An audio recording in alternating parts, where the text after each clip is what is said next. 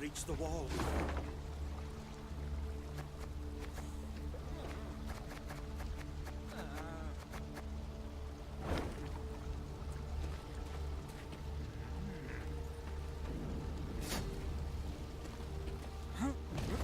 Dwarves breached the walls, ploughing traitors.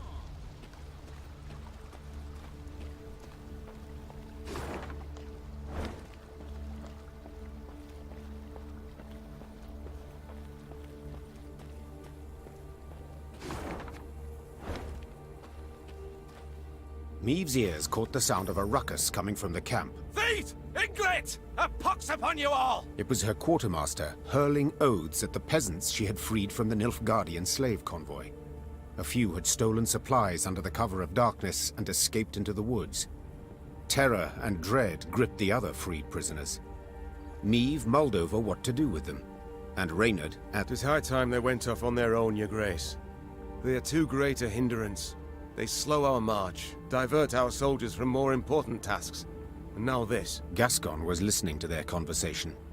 Meave shot him a questioning look. I opposed taking them in. So, for consistency, I now oppose... Let us not mince words. We cast off these peasants now, they shall die. Meave said in the end. Let them stay. But I want them watched. They cause any more trouble, military justice they shall face. The freed prisoners sighed with relief. The infantrymen assigned to watch over them, however, grumbled their disapproval of the Queen's decision. "'Tis an army, not a shelter," they said. Meave's ears surely caught the complaint. But the Queen had never let the opinions of others guide her in such matters.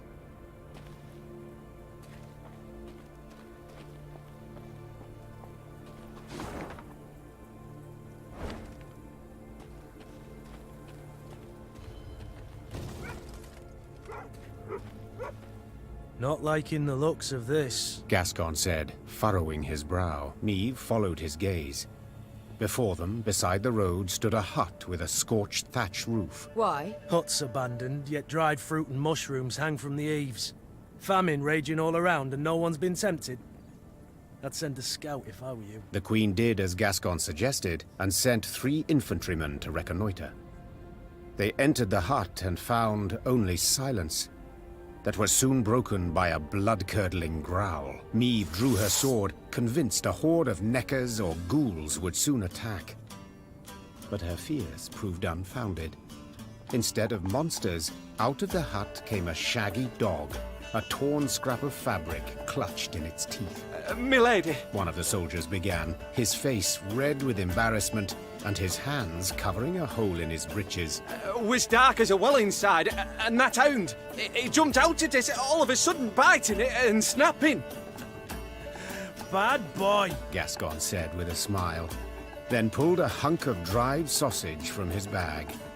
Bought by further examination showed the dog was the hut's only resident. Like many others in Aedirn, its owners had disappeared without a trace. Their loyal mutt still guarded the premises, waiting for his master. A watchful sentry like this could prove useful in our camp. Said the Queen. Fine. He can join. But he shall need a name. how about Reynard? Proposed Gascon. A cheeky grin smeared across his face. That way he'll come when you call, sit on command and always be a heel. Always heel, that is. "Watch your words, Said Reynard, hand tightly gripping the hilt of his sword. or you'll learn I'm not at all as tame as you believe." Enough, both of you. That's an order. As for you, The Queen took a good look at the dog, who still had a scrap of fabric in his teeth. since it seems you've a taste for the cloth of the nether regions, I dub you... Knickers. Will that do? The dog wagged its tail vigorously, as if thoroughly pleased with its new name. Meave's company marched off, a fur...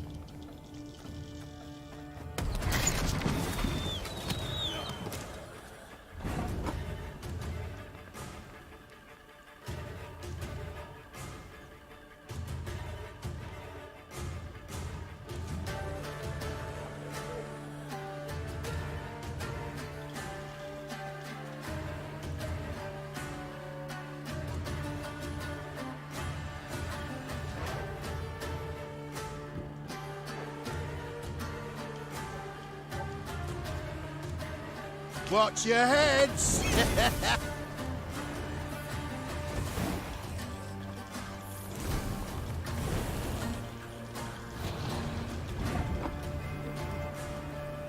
That bit the white of an eye from half a league away.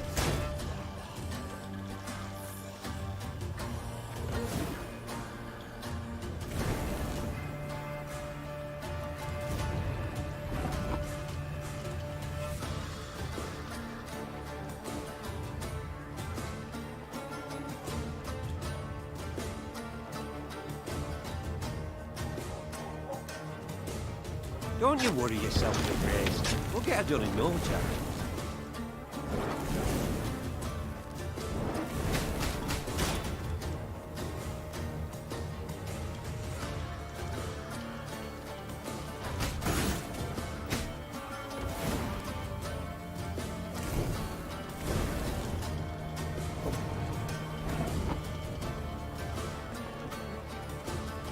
Fishing in the moat?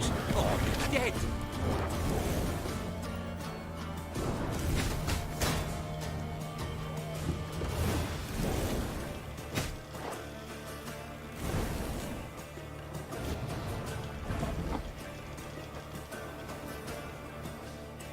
Of course I'll manage.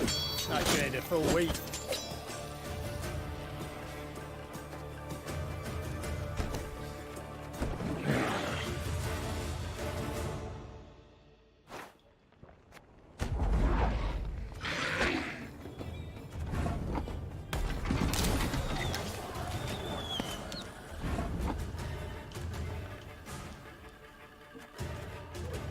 Catch!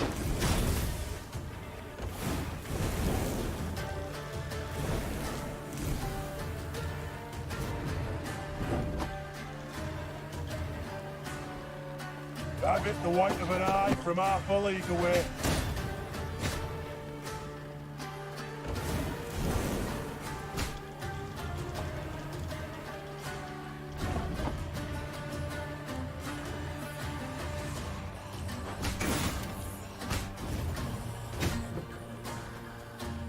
It's gonna be a right good levy, big and beautiful.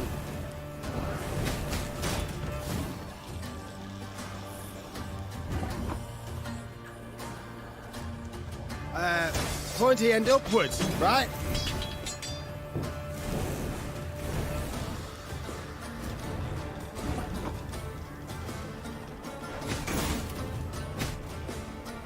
Stop your yapping and start digging.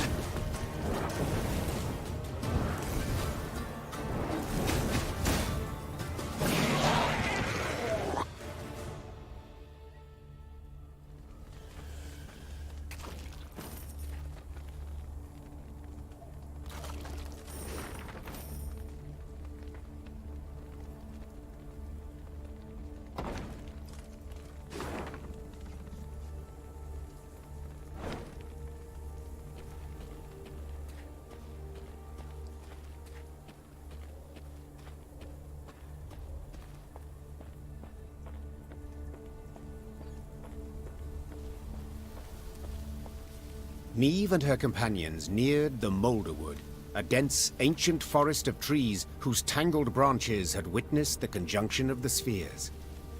It was not until King Vidamont's day that a road was finally carved through the primeval thicket, significantly shortening the journey from Rossburg to Aldersburg. Even when peace reigns, danger rules this road. Rayla said. Now no one dares. At the edge of the wood by the road stood an enormous willow.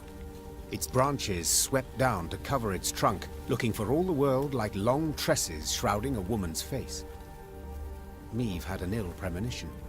She did not like the sickly sweet aroma wafting from this tree, nor the metallic buzzing of insect wings. He drew aside the drooping branches and stumbled back. There were men bound to the tree, covered in sap oozing from gashes in its trunk. Its heavy scent had attracted swarms of insects, flies, wasps, bees, and Meve stepped towards the tree and saw the men stuck to it were all still alive. Those the elves had caught recently writhed and howled for rescue. Those hanging longer merely followed the queen with half-crazed blood. Well, are you need to stand there all day! Neve screamed to her dumbstruck Lyrians. Free them! At once! Her soldiers needed no more prompting and set about sawing at them. As soon as they had freed the first captive, before even a word of thanks could be uttered, a flaming streak soared through the air and stuck in the tree. The oozing resin burst into flames, engulfing the prisoners as well as the soldiers who had come to their aid. Elder speech battle cries rang out from the woods as elven warriors launched their attack. Nil Kaipsia!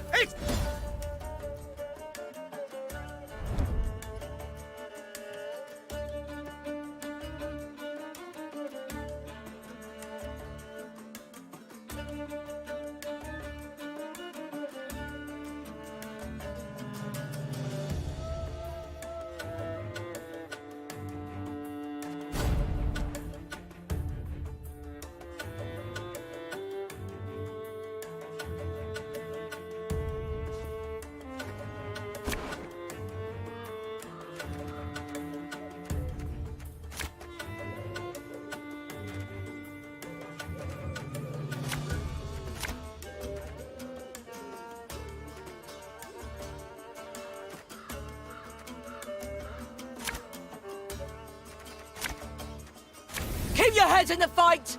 They'll seek to blind us with shock and awe! Catch!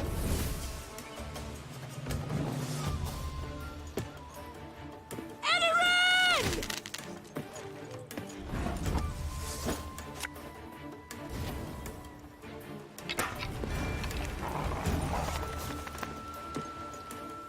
Nay, Duanve Caelist. Kill them! Kill them all!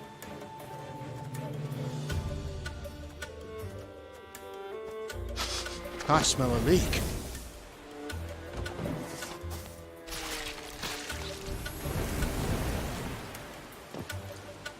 A storm is coming. Let's enjoy the weather while we still can.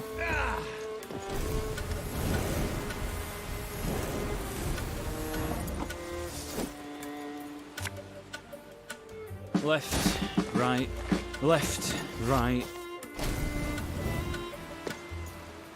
Now we will see who is weak.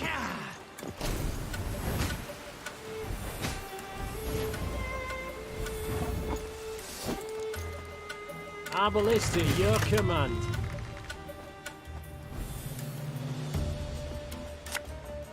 Again and again and again.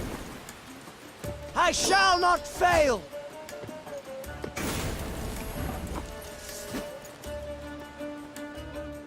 Can't take it anymore. Prepare to fight, if you've any honor.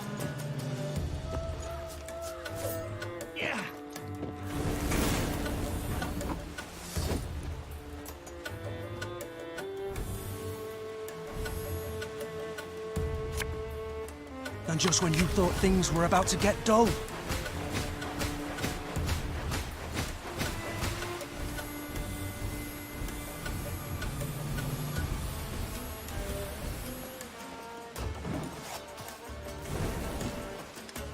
Everything all right?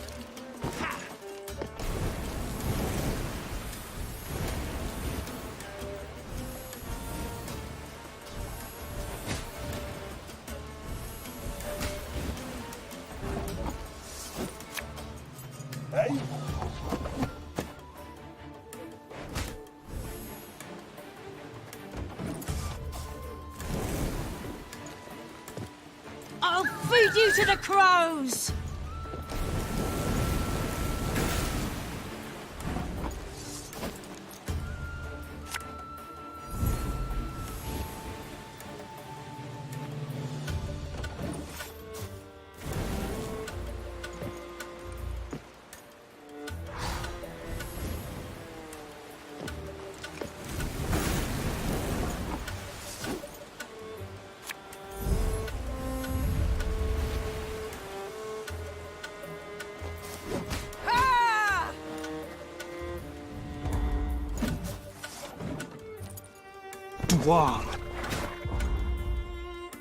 Don't let them regroup!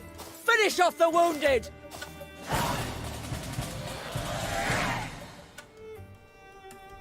The battle done, Meve surveyed the carnage, her breath still ragged. The thick stench of blood, sap, and ash she sucked in made her stomach churn and head swoon. The Scoia'tael. I'd heard of their cruelty, but... The Queen said, sheathing her sword. But never have I countenanced a thing like this. Black Rayla, who had just extracted her blade from between an elven gorilla's ribs, smiled dark. The Queen regrouped her forces and marched into the Moulderwood. The Lyrians sang none of their usual marching songs.